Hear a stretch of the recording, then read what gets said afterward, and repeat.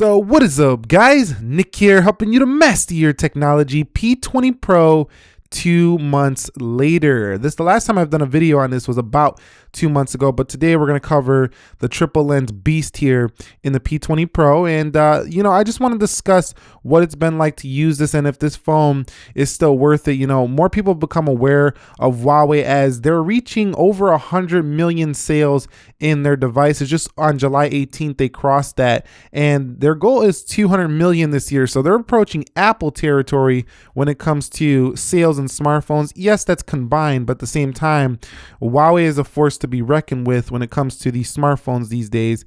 And this one, the only reason I'm covering is because it's been really a great experience. Let's begin with the body and the build. Now, my experience with the body and the build of this phone, by the way, if you're wondering, this is just a naked wrap skin I put around like as a bumper, and then I put one over the camera lens because I scratched that thing up a little bit by dropping it. So the Huawei P20 Pro to me has been an ergonomic dream so far. The Galaxy S9 Plus is one of its closest competitors, but you can just tell that it's a more compact body with a larger screen. So holding this phone in the hand and one-handing this device has been really a good experience for the Huawei P20 Pro. Now, in terms of its design, it does take some elements from, you could say, the iPhone 10 or the Essential phone with the notch. It does have the notch over here. The notch is much smaller though, and it can be hidden here for the P20 Pro. Now, a lot of people say that chin is just absolutely ugly for this device, but at the same time, there's no wasted space when you are using applications here like on the iPhone 10, where the keyboard has a huge wasted space. The chin actually serves somewhat of a purpose. You also have a very fast and efficient fingerprint scanner on here that's probably the fastest I've ever seen on a smartphone. It's not only fast, it does some neat tricks as well. But further discussing the design, the back has been a little bit slippery, but same like other phones. I don't like the fact that it gets all these fingerprints on the back. It still does that. And it has a little bit of a camera hump that does make it rock on the table, just like the iPhone 10. So that's a negative for this phone as well, especially up in this corner if you hit it there. So other than that, the design has been compact and very nice, almost dropped it, very nice for a very large screen because it just has a more narrow body and just like a shorter feel than some of the other competitors that it's going up against. Like I say, like the Galaxy S8 Plus, the S9 Plus, the Note 8. These phones just don't feel as compact with such a large screen like the P20 Pro. So that's my take on design after 2 months. And in terms of the build quality, it's held up okay. I think the camera lens, like I said, that's why I have a little sticker on here, or a little skin scratched a little bit too easily, but it does hold up about similar to a Galaxy phone or an iPhone. So no issues too much when it comes to the build. The display though, let's get on to the display. Now the display to me, like I mentioned in prior videos, is kind of calibrated similar to an iPhone display. It's 1080p at its highest resolution, and this is not quite the top resolution you could get. You can get higher on a Samsung phone, for example, but it still looks very good. And I believe, if I'm not mistaken, this phone was made, or this display was made by Samsung. But you can see that over here in color eye comfort, let's go here, you do have a natural tone mode, which basically is like True Tone for the iPhone, and you could change the color temperature to your perfect liking here with a little color wheel. So it does have quite a bit of customization when it comes to that display. On the whole though, the notch hasn't really gotten in the way too much, but Huawei is pretty forgiving, as you can go ahead and go into display, go into notch, and you can remove that notch if you don't like it, but it's a pretty small notch, so it doesn't really get in the way too much. Viewing angles are good, and YouTube, when you're watching YouTube videos, it doesn't cut off any of the YouTube video with the notch, or when you're reading, you don't get no cutoffs there as well. So flat display, no curves, so if you like a flatter display, you're gonna love the P20 Pros. And overall, I've enjoyed it. It's a pretty well calibrated display, and it's OLED, so it has nice rich colors. It's probably not the sharpest. That's all you got to wonder about there. If you want to tack sharp like 2K, 4K, any type of display like that, it's 1080p, so just keep that in mind, but that does help the battery life. Okay, so discussing the software, we're talking about EMUI 8.1 here. If we go to System and I go to System Update, you can see EMUI 8.1.0, so that's Android 8.1.0. EMUI is actually a little bit, less in your face than prior versions. This is the best version of the software ever, and they got quite a few features, like you can do gestures here. If you go into system navigation, you have different options for gestures. You also have the ability to theme this display out by going into the battery. Go into battery, and you have darken interface colors here. There is a lot of other things going on in accessibility down here, like a one-handed UI. You can shift the screen down. So there is quite a few enhancements that you're not going to see in like a stock Android device. You also have motion control, split screen gestures. So with that software and all those features, how is the performance? And I can gladly say it's been great. The Kirin 970 AI chip in here, and mostly the 6 gigs of RAM is, I think, what helped this phone perform extremely well. Now, I do have the developer options on, and I do have animations down, so you can see it's going to look a little quicker here.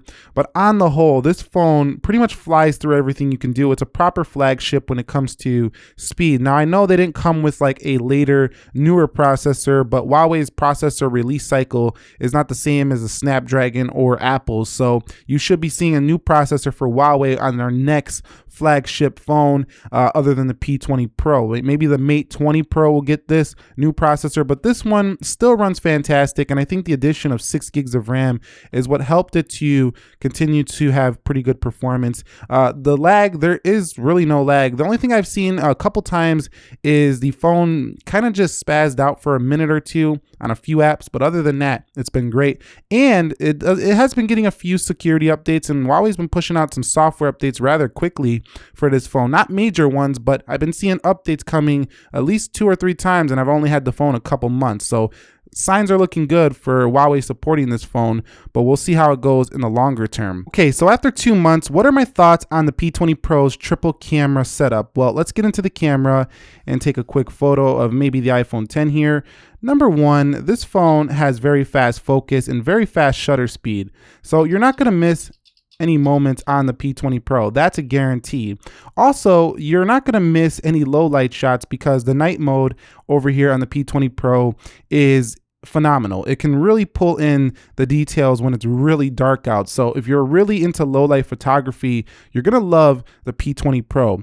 Now, also you do have portrait mode and video mode here, and you have more modes over here, tons of modes. Not all of them work fantastic. For example, the video doesn't work great on this phone due to no OIS in 4K, but 1080p video looks stellar.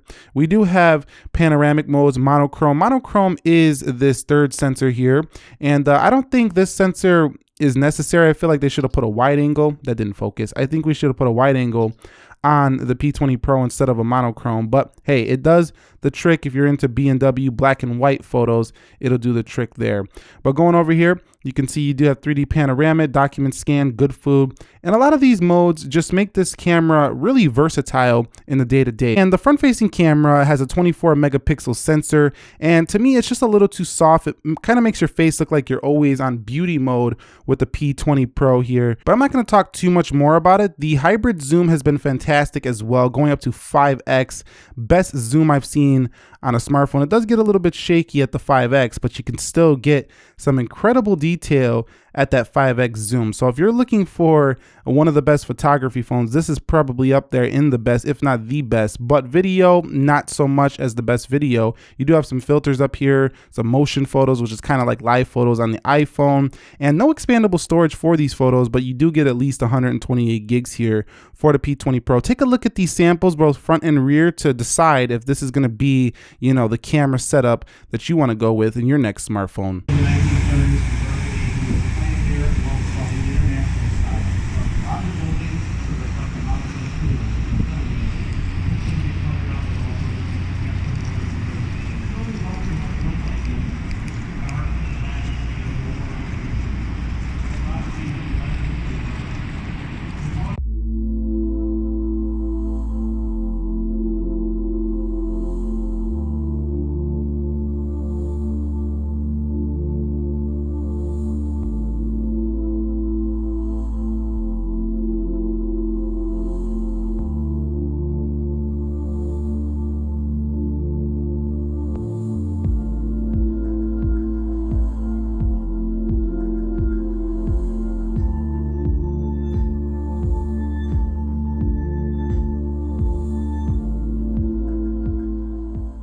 So talking about battery really quickly, 4,000 milliamp hour battery, the same size is coming in the Note 9, but the Huawei P20 Pro has been fantastic on battery. There's not much to talk about here because it just works. You get through about 2 days if you're a light to moderate user.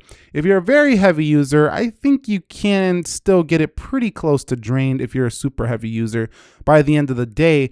But you're never going to be like the phone shutting off on you. That just is not going to happen on the P20 Pro. So it is a champ in the battery department. You also have power saving modes, ultra power saving modes. You could drop that screen resolution to get even better battery life on this device. And the supercharger that charges through this USB-C port is the fastest I've seen on any smartphone. So if you're looking for very fast charging, supercharger on the Huawei devices is incredible. So keep that in mind. That's my take on the battery life. You can see it only dropped like a measly 3% throughout this entire video.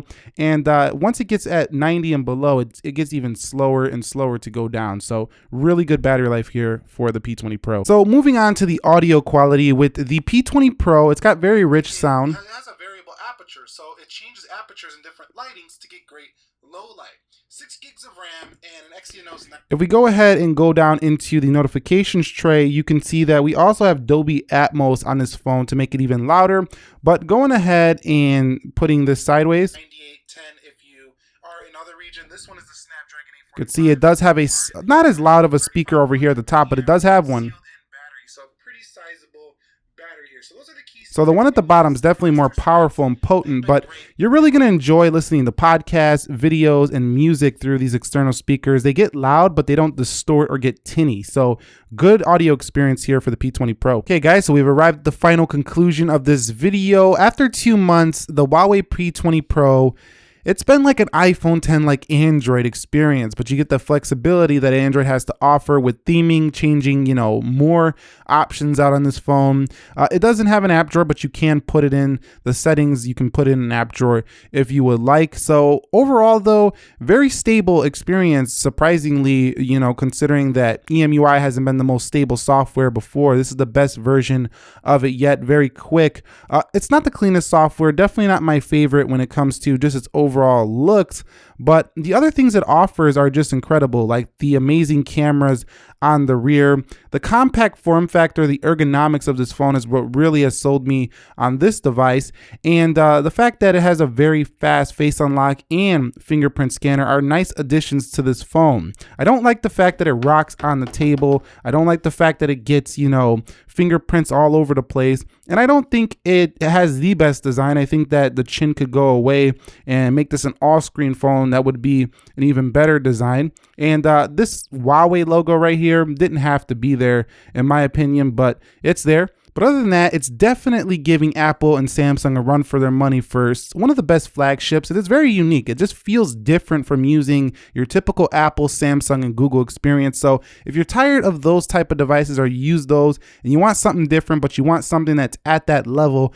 if not better in multiple areas, the P20 Pro will suffice. And that's my experience 2 months later with the P20 Pro. Not a perfect phone, but a really good offering from Huawei this year, and definitely a true flagship. So if you have any questions, comments, concerns, be sure to drop them down below related to the P20 Pro. I will try to get back to as many as possible, and if I don't, many in the community will. If you found this video helpful, entertaining, enjoyable, click that like button for me, and if you're new here, consider subscribing for more. Nick here, helping you to master your technology. Thank you very much for watching. Be sure to be well, and peace.